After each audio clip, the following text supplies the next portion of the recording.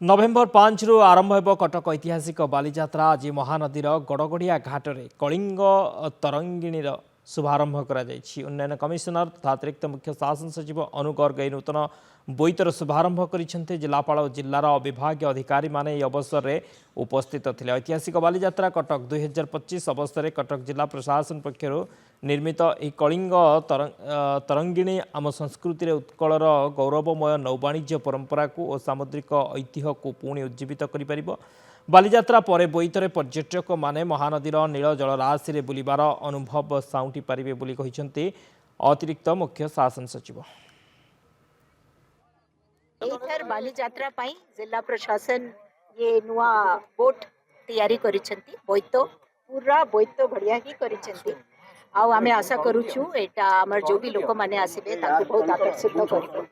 आउ परमानेंटली मध्य ताकू आमे यूज करिबा हमर पर्यटक मानक पाई तो आमे ता ऊपर आज ट्राई करिछु भलो बोट हेछि आपण समस्त भी